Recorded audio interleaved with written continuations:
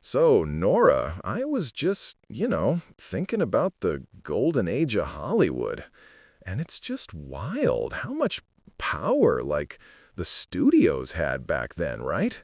I mean, it wasn't just about making movies. It was almost like they owned the people too, wasn't it? Oh, absolutely, Mark. It's actually mind-boggling when you dig into it. We're talking about the studio system, right? And it wasn't just like a system. It was a total, all-encompassing machine. From the moment an actor or even a director signed that contract, their lives, their images, everything was essentially studio property. Louis B. Mayer at MGM, he wasn't just a studio head, he was like a feudal lord almost. He controlled everything from their roles, obviously, to who they dated, to even their names. Like, it's truly wild. Wow. So, like, not just creative control, but social engineering practically? Like, they'd tell them what to say, how to dress, all that. Completely. They absolutely did. Publicity departments they were just these immense image factories. They would craft entire personas, right? Like a star wasn't just an actor. They were a carefully constructed product. They'd invent backstories, orchestrate public romances, even fabricate rivalries just to keep the public engaged and talking. It was all about maintaining this perfect glamorous illusion. And it worked. People really bought into it. It was really quite genius in its manipulation, actually. I mean, think about someone like Judy Garland. She was literally like a child star, right? And the studio controlled her diet, her sleep, her entire routine. There are so many stories of studio doctors giving her pep pills to keep her energy up during long shoots, and then, sleeping pills to help her rest. It's really heartbreaking when you think about the human cost behind that manufactured, pristine image. Yeah, I've heard those stories, and it's just so jarring because you see the films and everything looks so effortless, so glamorous. You don't even begin to imagine what was actually happening off screen.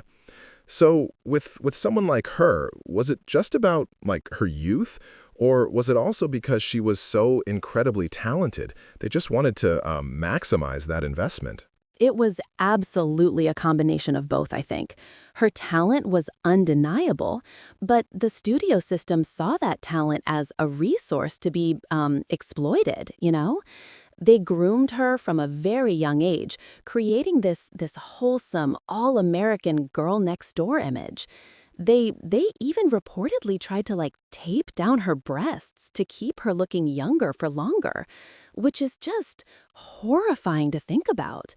It was relentless, truly. They were constantly trying to mold her into what they believed audiences wanted, rather than letting her just be herself.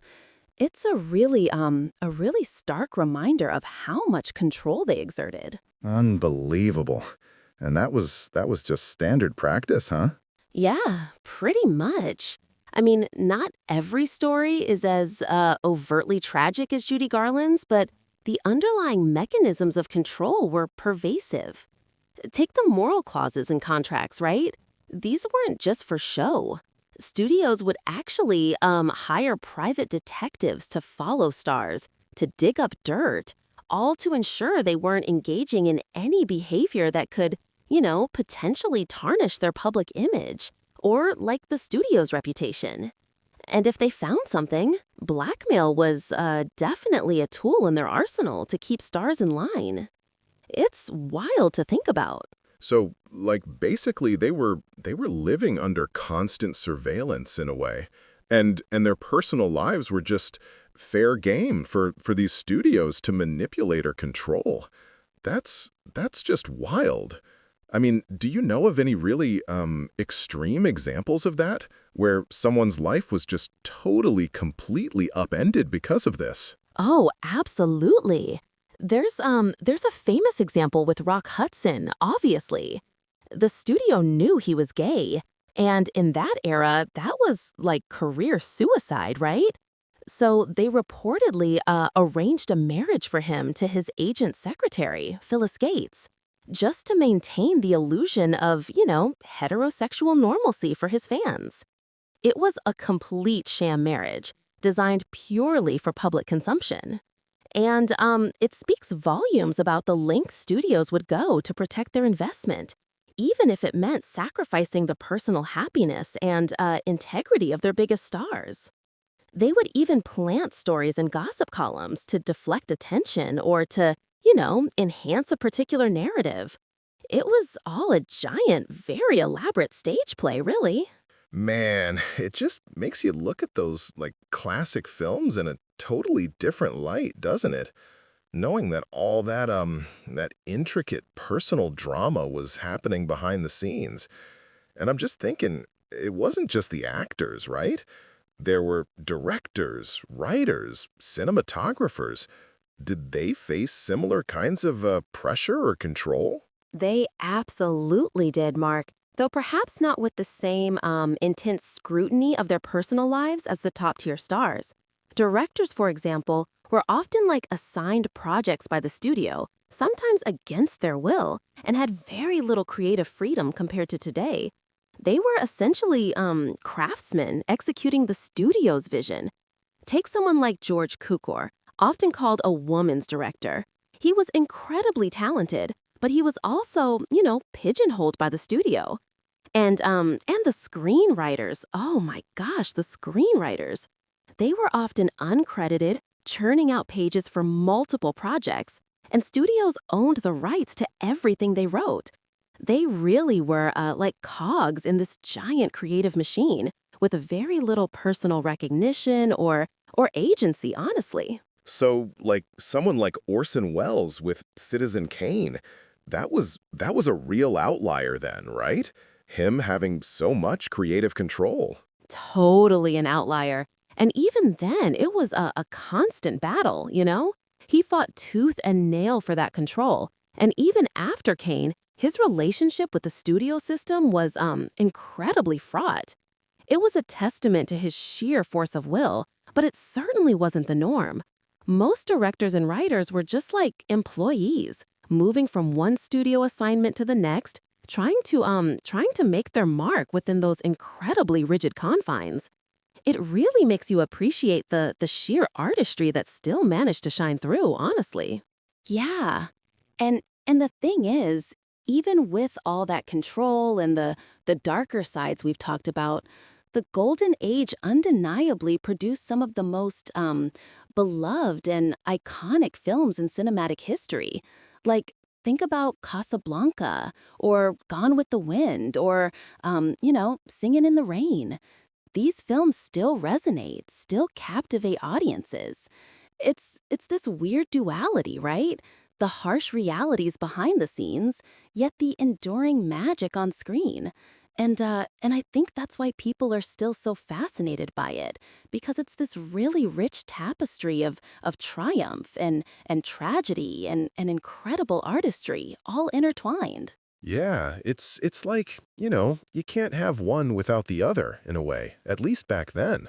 The very system that exploited some also enabled this incredible output of creative work.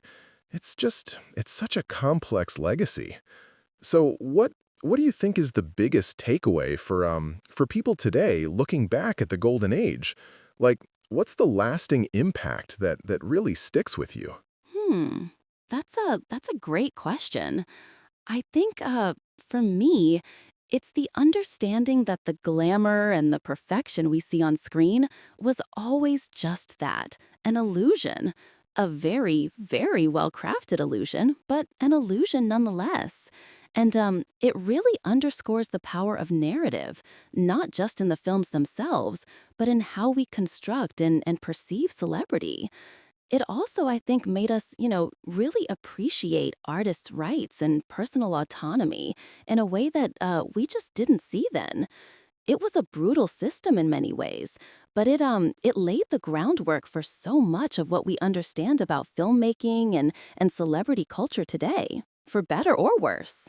Yeah, it's almost like, the ghost of the studio system still haunts some aspects of Hollywood today. Even though things are obviously so different, you still see elements of image control, just maybe not as overtly draconian, right?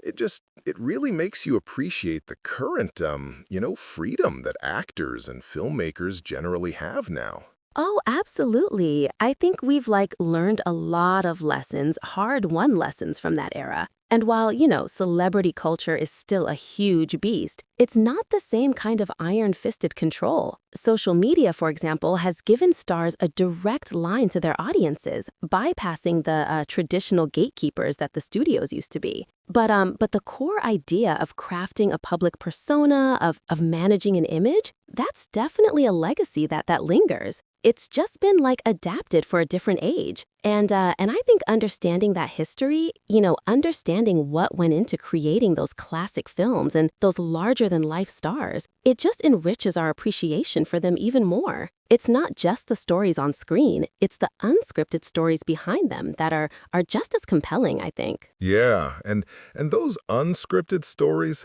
they really are the heart of it, aren't they? Fascinating stuff, Nora. Absolutely fascinating. Always, Mark, always.